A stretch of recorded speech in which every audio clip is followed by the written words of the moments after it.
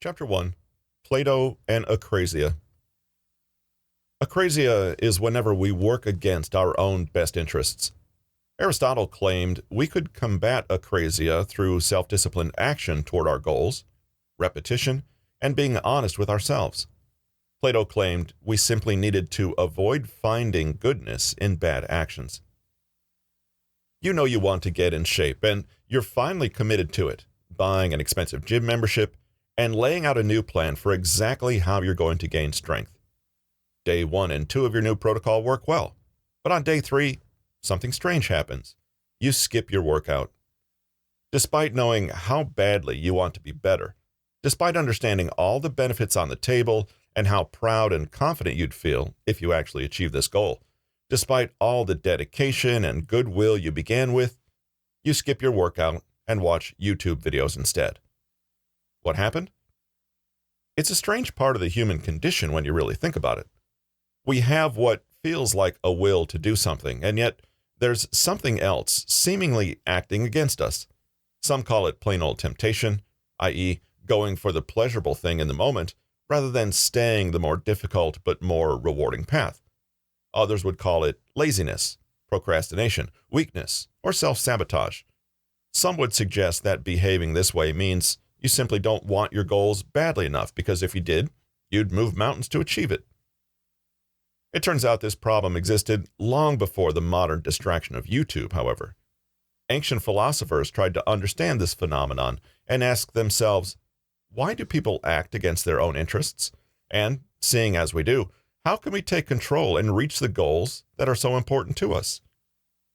The term akrasia describes this phenomenon and is from the Greek word which means lack of command. Lack of command over what? Yourself. Plato asked the question in his dialogue Protagoras, wondering why a person who acknowledges that something is the best and most rational course of action would then still fail to do it.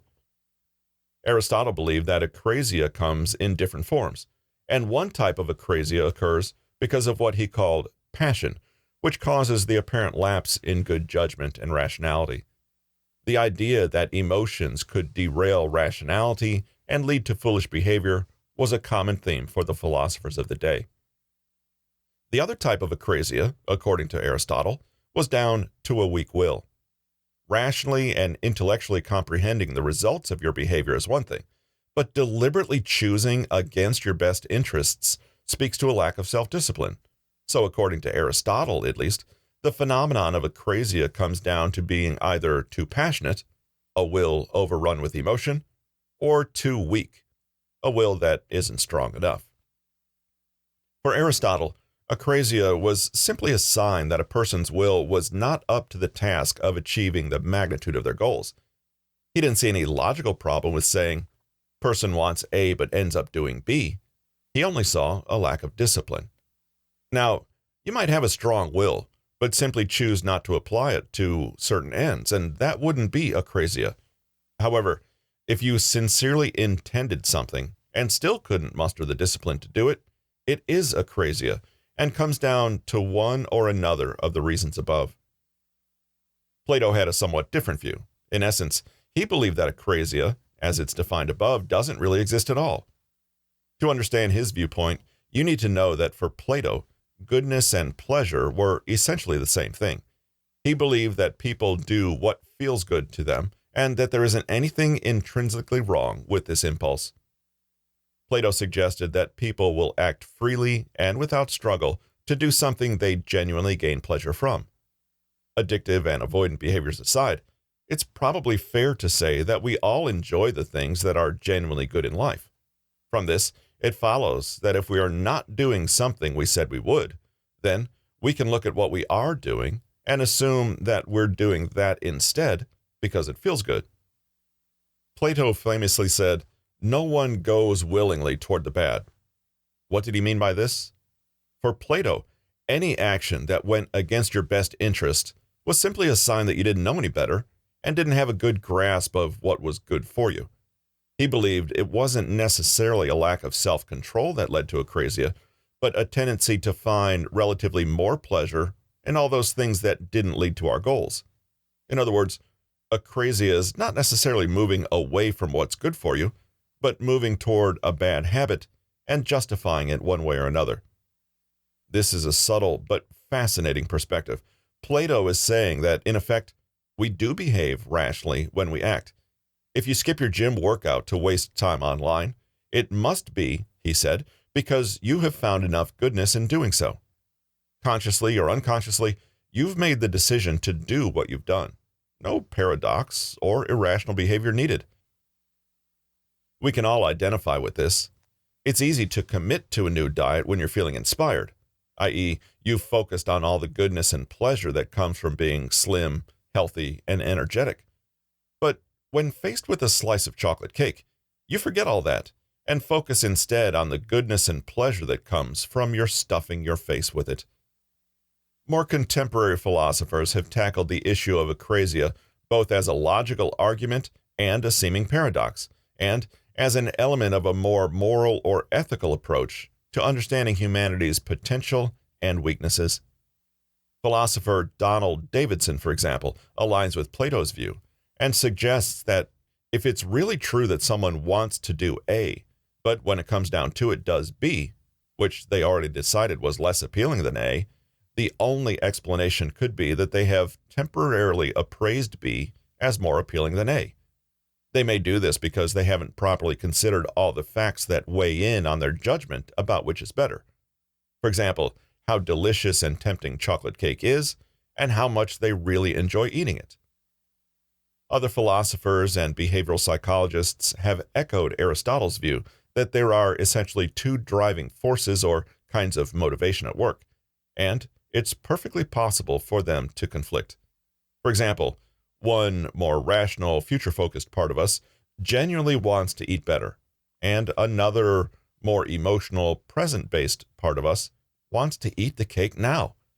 There's no contradiction, only the evidence of two different motivations that inspire our actions to different extents in different contexts. Since this book is all about self-discipline and strengthening our will to help us achieve our goals, it makes sense to start with the concept of akrasia. But how exactly does it relate? Akrasia is a part of life, but we can lessen its effects by deliberately strengthening our self-discipline. Properly understanding and managing akrasia is fundamental because it has the potential to undermine all of our self-improvement efforts. You could work incredibly hard, gather all the necessary skills and mastery, commit to realistic goals and more, only to have the whole thing fall to pieces because you procrastinate right where it counts. If you are trying to develop self-discipline, it makes sense to begin with a realistic appraisal of all the ways human nature works against self-discipline so that these obstacles can be removed consciously. Many people waste time making elaborate justifications for doing the thing they didn't plan to do. I ate the cake because it's my cheat day, and it doesn't matter because I'll start again tomorrow, and it was only a little slice of cake anyway, and a very healthy cake. But this gets them no closer to where they actually want to be. Counterintuitively, it's in understanding why we fail to do the things we know are good for us that helps us better understand how to succeed at doing those things.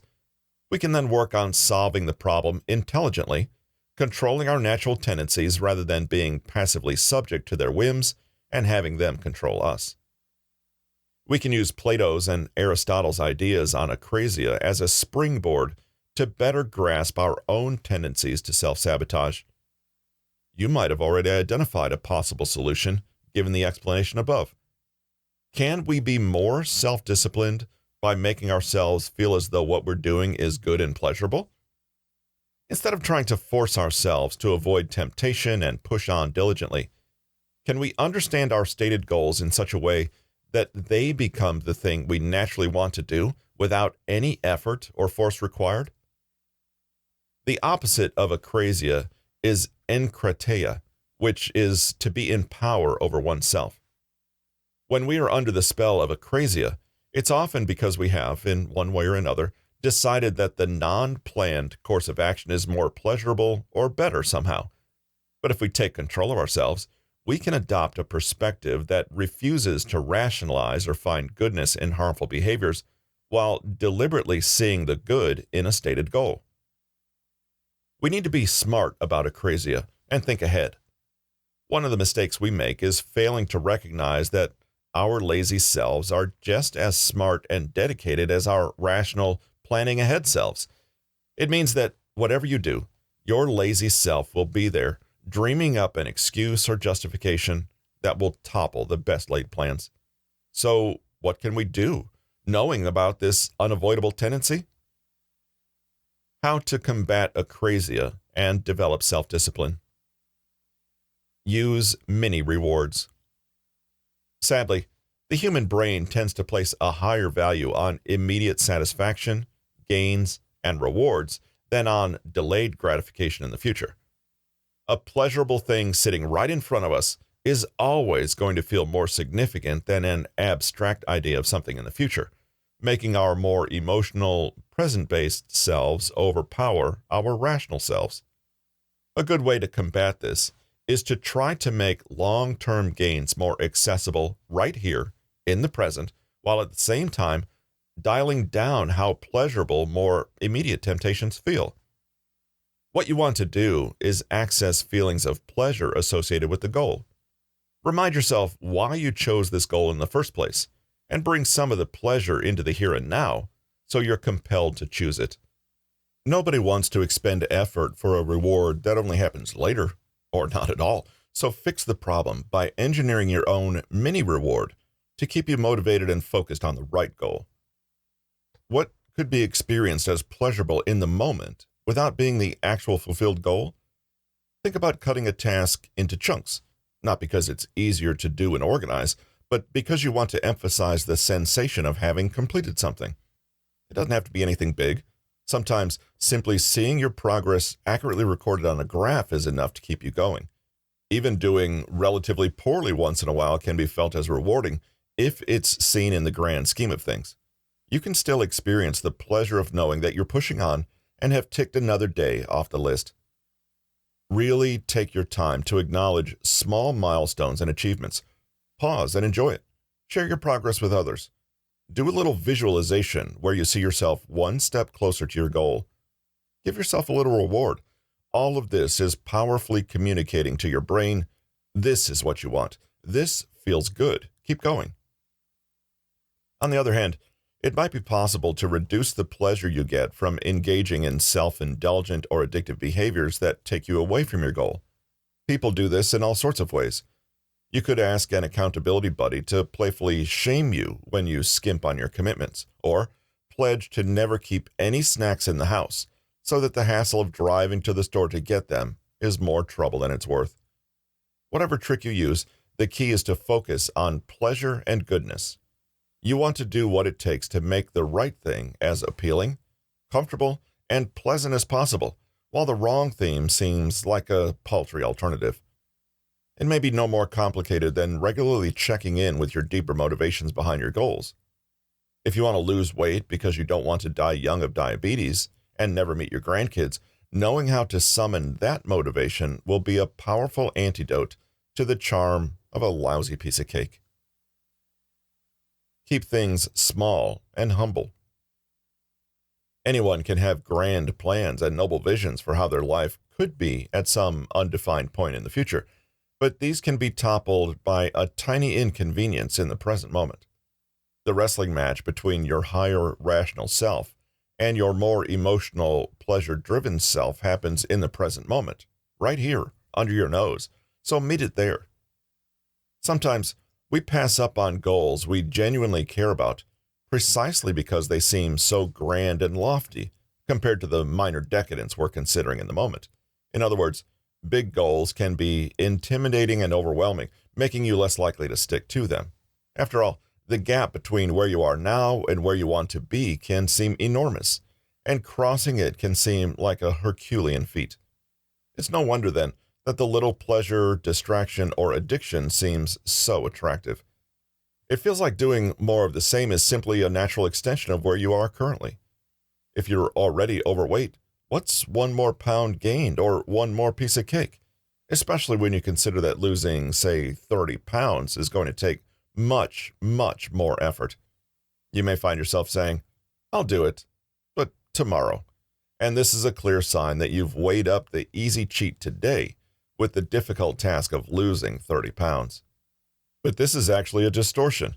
The truth is that you don't have to achieve this mammoth goal all at once in this moment. You only need to take the steps necessary for today. The real face-off is between saying yes to cake and saying no to it.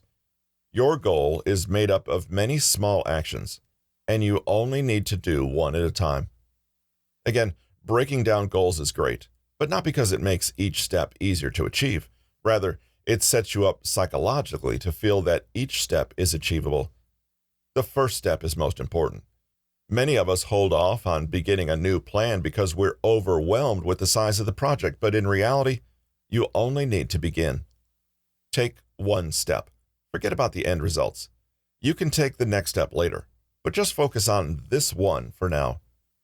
Our lazy self plays a trick on us. It says that if you can't do the thing properly, you might as well not do it. This is nothing more than justification for a bad habit. Be prepared for this by refusing to be a perfectionist. If you can't find a half hour to exercise, then exercise for 20 minutes. If you can't exercise for 20 minutes, then exercise for 10. Even if your only goal for the morning is write a chapter heading for my report, doing it means you've made progress. Keep your actions small and humble, and paradoxically, you'll be giving yourself more of a chance at achieving those grand goals. Use the power of ritual. The best way to get rid of a bad habit is not to eliminate it, but to replace it with a good habit. If your brain likes habits, then why not go with that? Structure, repetition, and routine sound boring, but they are powerful ways to shape and control your sense of motivation. This is because a good ritual or habit takes the action out of your hands completely. You do something automatically rather than deliberate over it and risk giving your lazy self the chance to step in and cause trouble. With a good ritual, we're hurried along into action before our minds can come up with excuses or distractions. Better yet, ritual reinforces the behavior we want to keep performing. Every time we do something great toward our goals, we cement that action and make it easier to do next time round. Make the right choice as non-negotiable and automatic as brushing your teeth every day. Don't even begin to entertain that voice inside that suggests there's something more immediately pleasurable to do instead.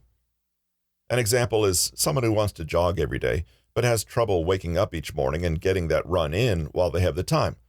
So they set up a situation that they literally cannot wriggle out of. They place a loud alarm clock near their running shoes, far from their bed, so they have to get out of bed quickly and run over to the shoes first thing in the morning. They set another alarm close to the front door for 10 minutes later, just enough time to pull on running gear. Without thinking, they head out the door and start running before their mind has any chance to register how cold the day is or how lazy they feel. There is no opportunity to kick off with excuses because by the time they wake up, they've already started running. The takeaway? The goal is to reduce the power Akrasia has over you by cultivating better power over yourself and your actions. Akrasia, derived from a Greek word meaning lack of command, is the phenomenon in which you act against your own best interests. Aristotle attributed it to either being overpowered by your emotions or having a weak will, while Plato believed that Akrasia resulted from failing to understand what is truly good for you. Akrasia is normal, and you can combat it by carrying out strategies that will nip it in the bud before it gets to fully take hold of you. Use many rewards to make goal-oriented action more pleasurable in the immediate moment. Rewarding yourself for completing smaller chunks of a big task grants you motivating packets of pleasure along the way, instead of having you constantly long for only the grand prize at the end of the road. Have small, humble goals. A grand, lofty ambition can easily appear so overwhelming and out of reach, not to mention mostly abstract, that you're more inclined to see it as a pipe dream rather than a rousing force that pulls you to action. Breaking down a big goal into smaller ones helps you see the process as more manageable, thus making it easier for you to begin working toward that target. Embed good habits with ritual and repetition. Implement a structure to your daily routine that will make it automatic for you to perform behaviors toward the achievement of your vision. Once you ingrain such actions in yourself that they become a habit, your lazy self will not even get the chance to talk you out of doing what is truly beneficial for you. Finally, be honest with yourself as to when you're making excuses and seeking the good in actions that don't really serve your interests. No justifications, no rationalizations, just do it. Friedrich Nietzsche believed we are all born with a will to power, but use it to different ends. Our self-discipline can keep our will to power aligned with our higher goals if we are conscious and mindful of it. We have a responsibility to create our own goals and, in the process, create ourselves. Let's continue and see what other, more modern philosophers have to say about self-discipline and how we can better achieve our dreams. An idea closely related to Akrasia is the concept of will, or, more specifically, Nietzsche's will to power. Our goal in this book is to learn as much as we can about self-discipline from as many sources as possible so we can develop the skills and knowledge needed to genuinely improve in life. But let's unwrap this idea a little. What are we really doing when we say, I want to learn the violin, or I'm going to be an entrepreneur? More abstractly, what is actually going on when we decide to do anything? What is it that makes a baby stand up and take its first steps? What makes people want to climb tall mountains? And what compels people to make art, invent, start businesses, have a family, or paint their living rooms green? You can probably think of a million things that you don't care about achieving. While you may have many life goals, there are probably some achievements you're more than happy to forego or simply don't care about. It's not that you couldn't, but rather that you choose not to. What does this tell us about the nature of our desires and actions we take? The idea of a will to power began with philosopher Friedrich Nietzsche, who explained that there must be some sort of driving force in all human beings that motivated them to do the things they did.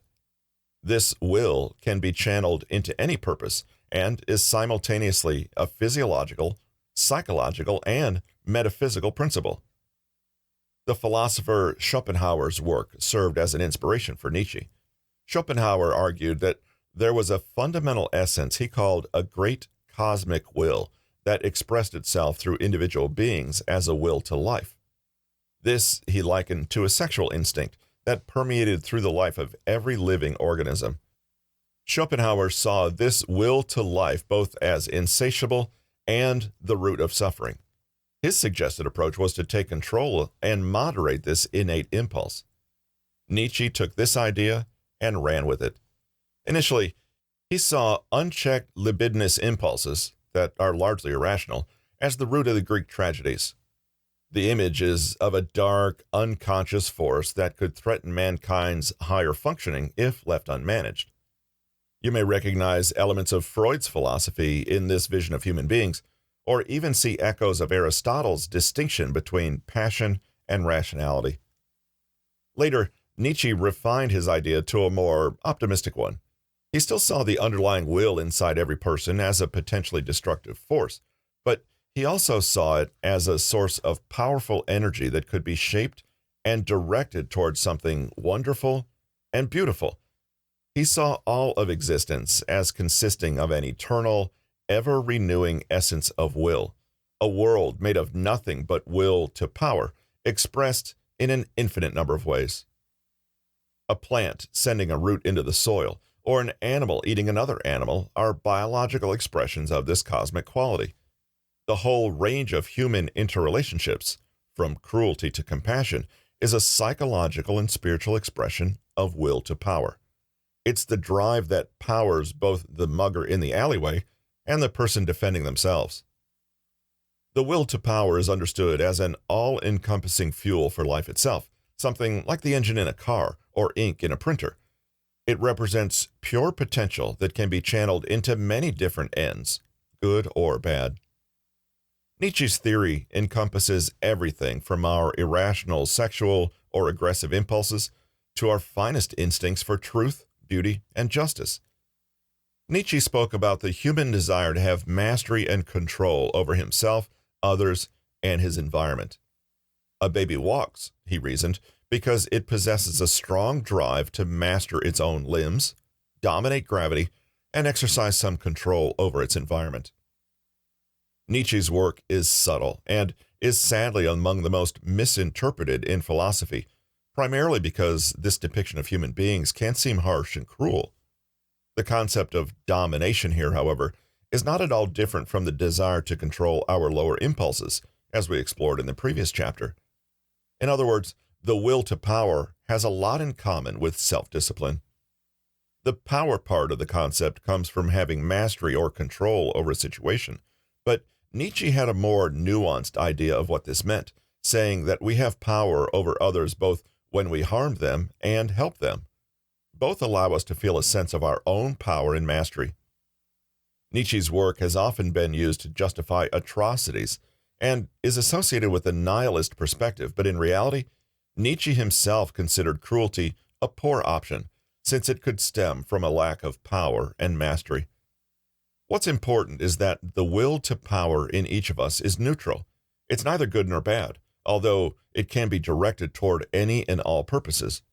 We all possess this basic fuel of life, but we each express it differently. An artist may have a will to create, a businessman the will to build wealth, a scientist the will to understand, but they are all subsets of the will to power. Nietzsche suggested that we all find ways to express our will to power, consciously or unconsciously, covertly or underhandedly. Devising a moral system and a set of rules that you impose on others is a form of will to power, whilst those who are less confident can still impose their values using guilt or passive aggression. But whether strong or weak, we all find ways to satisfy and express our will to power. This perspective on morality unfortunately allowed Nietzsche's work to be misused and misrepresented, particularly by those who miss the essence of Nietzsche's claim that the will to power is 100% neutral. Nietzsche himself, nevertheless, thought that some avenues for expression were preferable and favored sublimating the will to power into life-affirming creativity. In particular, Nietzsche wrote about the concept of self-overcoming, which is the process of harnessing our inbuilt life energy and drive and focusing it on mastery of the ideal true self. For Nietzsche, a person is made, not born. It's up to us to develop ourselves, to take control and responsibility of our drives, and to strive to create beauty, order, and well-being in the world. How does will to power relate to self-discipline? Does Nietzsche's philosophy have any value for us today when it comes to developing greater self-discipline? Let's return to the analogy of an engine in a car or ink in a printer. The engine and the ink are both what enable and power the function of either the car or the printer. Without it, neither can do their job. It's the same with our will to power. We can imagine ourselves as invigorated and energized with a powerful but undirected inner force. This force belongs to every person, as well as every living organism on our planet, but where the car drives and what the printer prints is not set in stone.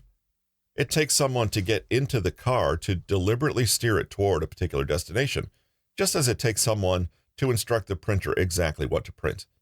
Again, it's the same with our will to power. It is unrealized until we direct it to some purposeful end. In this analogy, the driver of the car and the person deciding what to print are acting as self-discipline. The will to power can be directed toward horrific, useless, or confusing ends. It could be ignored, wasted, refined, or developed. What determines what you do with this fundamental will to power? You do. Nietzsche's principles remind us that we are in control, if we want to be. A will to power is a force, but it has no direction or purpose. It's up to us to be discerning, to give it shape and purpose, and to direct it. It's the easiest thing in the world to want something, but another thing entirely to adopt the mindset that allows you to take whatever action is required to realize that goal. Each of us is blessed with a will, but what we fashion for ourselves out of that will comes down to our conscious, disciplined, and intelligent mastery of ourselves to create the things we most want to see in our world. Nietzsche's claim is a powerful one, that we are all imbued with an ability and desire to thrive, to live, and to express our inner being, take up space in the world, make a mark, and create what we want to create. Some people will waste this potential. Others will misuse it, but there's always the possibility of channeling this force into good. Make your will like a laser. When light rays are diffused and spread out, their effect is weak. When light rays all point in the same direction, they can form a laser powerful enough to slice through steel. Your inner will to power is like this, relatively useless when not coordinated, but powerful when harnessed and channeled toward one unified purpose. Nothing can get done in life without will, energy, power, and motivation. This is the only material we have to work with in bringing our dreams to life, so it makes sense to use it wisely. If we fritter it away on inconsequential things, or divide ourselves on many unimportant goals, we never can muster up the full, potent force of our free will. Resisting temptation, distraction, and addiction becomes much easier when the whole of your being is pulling toward the same goal. You find more motivation to start and more inspiration to continue if you're always tapping into your deepest underlying drive in life. It's an inspiring thought in itself. You don't have to summon up energy or create it from nothing. You merely have to direct it optimally. A practical way to use this insight is to look at how you're literally spending your attention and energy every day. Watch yourself and your routines closely, as though you were trying to do an audit or budget for where you spend your will to power. Time is another fixed resource we're all blessed with. Start by noting how you spend every moment of the day. After a week, look at the data.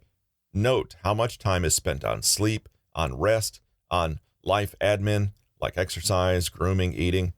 How much time is spent on work, including commuting, preparing, worrying. How much time is spent on mindless, addictive, or harmful behaviors. Honestly note it all down. You might like to compile a pie chart to see visually exactly where your time and your life force is going each day. You'll see the problem immediately. Even though most of us say things like, "I care about family," or "I'm working on my novel," in reality, we spend very little time on these so-called priorities. It can be very sobering to realize that you spend 3 times as much energy on social media as you do on quality time with those you love, especially since you'd probably say that the latter was more important than the former. Your will to power can only work for you when it's aligned with your goals. This means you have to clearly define your goals, as well as make sure that you're dedicating as much of your time and energy to achieving them as possible. Self-discipline is what makes you pull yourself into better alignment, mustering your whole self toward the things you most care about. Some call this integrity, the ability to live and act in accordance with your values. You don't need a perfect mission statement written in stone. In fact, you may need to regularly revisit your motivations, priorities, values, interests, abilities, desires, goals, and aspirations. But it all comes down to the same thing. You have one life. What are you going to use it for? Are you going to squander your potential or make every last drop of it work toward the things you most want to achieve in this life? Control your desires mindfully. Are you in control of your desires, or are your desires in control of you? Here, desires means your addictive impulses, your knee-jerk fears, your irrational anger, your inappropriate lust, your laziness, your jealousy, your paranoia, your need for instant gratification. Nietzsche would say that as long as you're subject to these forces, you can never fully become everything you could be. Understanding our motivations, potentials, drives, desires, limitations, and more, i.e., understanding who we are, is a life's work, and not something you can figure out with a few quick hacks, but we can make a start, and we have, in taking a closer look at Akrasia and how it can disrupt our personal development attempts. One way to gain a good foothold over our derailing impulses is through meditation, although mindfulness, as we conceive of it in the West today, is not something that Nietzsche explicitly recommended. The first step to gaining mastery over your passions and desires is to fully acknowledge them as they emerge, and this takes awareness. Meditation is a powerful tool that can help you gain some crucial distance from the distancing thoughts that pop up and threaten to carry your attention and energy elsewhere. Half the battle is simply noticing that you are, in fact, under the sway of such desires and passions. In meditation, we practice recognizing excuses, distractions, addictions, fears, and other mental noise that get in the way of our focused will and discipline. Once those are recognized, we can then practice letting them go, or consciously choosing a different path. Think of it as gym for your will. Here's a simple meditation routine you can practice daily to achieve a more focused will. Sit comfortably on a chair with both feet flat on the ground, back in proper alignment, neither slouched nor overly rigid, and hands resting on your lap. Close your eyes and take a few deep breaths, feeling and listening to the sound of each breath as you inhale and exhale. Relax any muscle that may be tensing, your forehead, jaw, arms, legs. Continue taking deep breaths and count slowly from 1 to 10 as you go deeper into this relaxed state. Notice the thoughts that come and let them when they do so. Try to be aware that you are not your thoughts and that you can access a part of you that can look at these thoughts in the same way that you can observe passersby on the road. Next, imagine that your energy, attention, and will to power is a beam of light that you can consciously retract from a thought or behavior and shine onto something else instead. Notice how you can control this light to shine from one part of your mind to another, from one thought to the next. This is how you develop the skill to wield your will to power toward more productive ends, by first practicing the ability to channel it as you please. Once you feel you have enough practice for the time being, imagine pulling back from the deeply relaxed state you are in as you take deep breaths and count backward from 10 to 1. Open your eyes. Practice this meditation exercise regularly to gain mastery of your will to power. Create your own life. Create your own meaning. Create yourself. There's a blank piece of paper in front of you. You have 1 hour and a whole palette of colors to draw from. You can do anything. There are no limits, but once the hour is up, it's up. What are you going to make? This situation is not much different from the situation we actually find ourselves in with life. Whatever your views on free will are, there's no denying that we have some range of possible actions in front of us. Every day, we can choose our words, our attitudes, our reactions, the questions we ask, the perspectives we take, the values we hold dear, the meaning we find in things, the mistakes we're willing to admit to. And in this way, every day, we create ourselves. If we have the ability to harness and control our own will to power and develop our self-discipline so that we are in control of our desires, then it follows that it is we who are in control of our lives and not some mysterious external force.